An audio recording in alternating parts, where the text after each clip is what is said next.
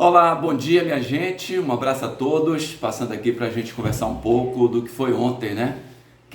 Aquela trágica derrota do Bahia para a equipe do América, jogando no Estádio Independência, o time que vinha de 15 jogos sem vencer no Campeonato Brasileiro, e o Bahia amarelou ontem, essa é a realidade.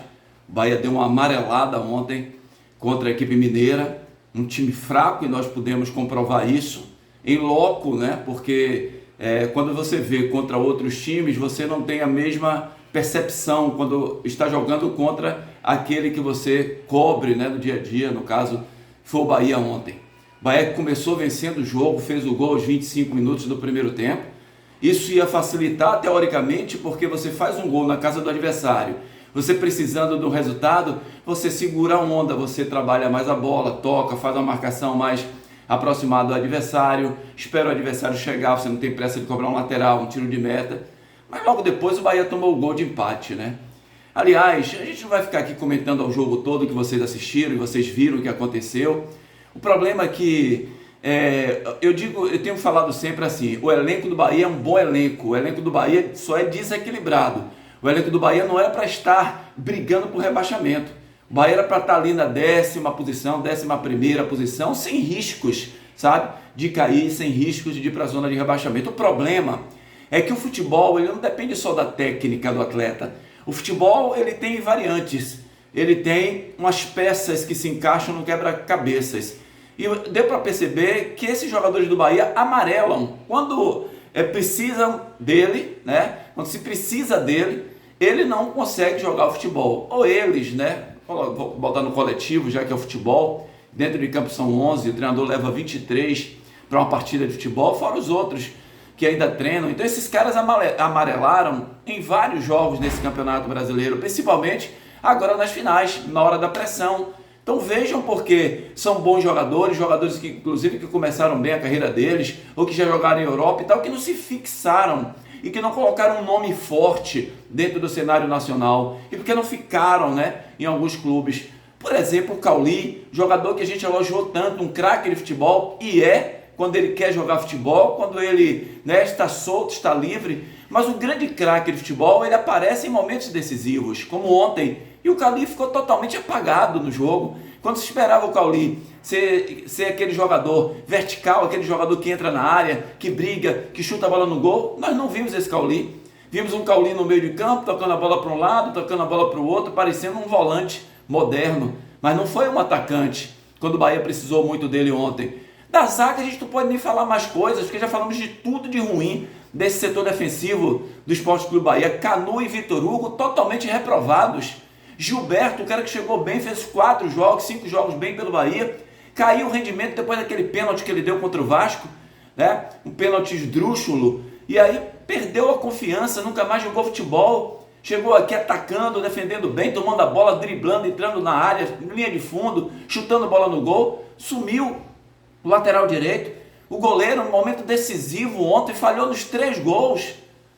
Um primeiro gol da pequena área, o cara nem sobe para fazer aquele gol ali. O segundo gol, o cidadão chuta lá de longe, a bola no canto, ele está totalmente no canto esquerdo, a bola vai no canto direito dele. E o terceiro gol, novamente, um gol dentro da pequena área. Então, falhas e erros. Culpar Rogério Ceni é o comandante técnico, Rogério Ceni é o comandante técnico. Mas às vezes, e a gente sente o aborrecimento de um cara que viveu a vida do futebol desde quando ele chegou aqui, que ele não confia no elenco que tem. Porque ele está no dia a dia, e ele sente, né, dos jogadores, quando o jogador é aquele jogador retado, aquele jogador que entra em campo para ganhar o jogo. E eu acho que o Rogério identificou isso desde quando ele chegou, porque nas entrevistas coletivas deixou transparecer, e eu não estou falando isso agora não, eu já estou falando isso desde lá de trás, que eu percebi em algumas entrevistas coletivas que ele não se sentiu bem com o elenco do Bahia quando ele viu, porque tem muita gente que diz assim, Dito, mas quando o Rogério veio para o Bahia, ele já sabia o elenco do Bahia. Ele sabia de longe, ele não trabalhou com esses jogadores, ele não sabia o dia a dia dos atletas, né? E dentro de campo ali próximo e vendo os seus comandados. Então, são jogadores que amarelam em momentos decisivos. Então, ontem, mais uma vez, um jogo onde o Bahia, pelo menos, né, fez um primeiro tempo terrível, talvez o pior primeiro tempo desse Campeonato Brasileiro. No segundo tempo, quando ele coloca Ademir, que ele dá amplitude, né, pelos dois lados, Biel na esquerda, Ademir na direita, ele dá essa amplitude, o Bahia teve chance de fazer mais gols, virar a partida. Seu Ademir perdeu uns 3 gols embaixo do gol. Parecia até que não queria fazer o gol, queria botar a bola para fora. Foi incrível. E aí teve o Biel, né? Teve um lance do Biel que ele entra pelo lado esquerdo, se ele manda para trás para Tassiano, Tassiano faria o gol, ficou sozinho Tassiano. Mas a mania do jogador brasileiro de ir da linha de fundo querer cruzar a bola alta.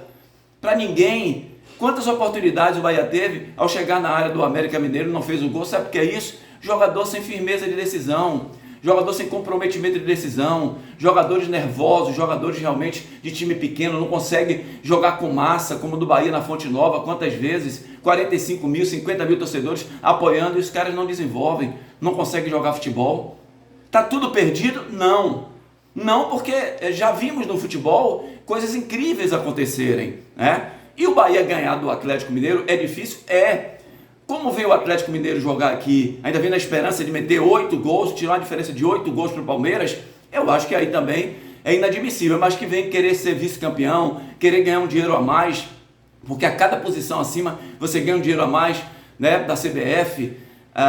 E o Bahia, será que vai ter raça para vencer o Atlético dentro de casa? Porque precisa vencer o Atlético Mineiro e torcer para que o Vasco e o Santos não vençam seus jogos, né? É mais ou menos por aí. É o que o Bahia precisa. Ou empatar com o Atlético Mineiro, torcer para o Vasco perder. Essa é a situação. O Vasco pega o Bragantino dentro de casa e o Santos dentro de casa pega o Fortaleza. Então o mais difícil é o Bahia, que pega o Atlético voando muito bem, do Hulk, né, do Paulinho.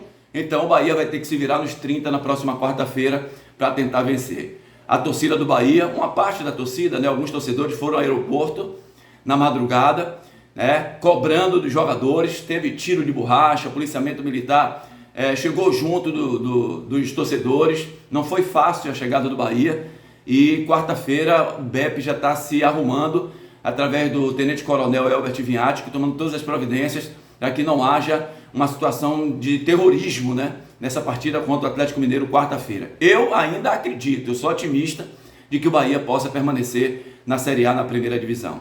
Grande abraço, que Deus abençoe a todos.